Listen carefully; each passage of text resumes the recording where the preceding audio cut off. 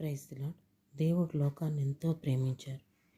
ఈ లోకంలో ఉన్న మిమ్మల్ని నన్ను కూడా పరలోక రాజ్య వారసులుగా చేయాలని, మన పాపాన్ని కడిగివేయాలని ఆయన కుమారుణ్ణి ఈ లోకంలోనికి పంపించారు.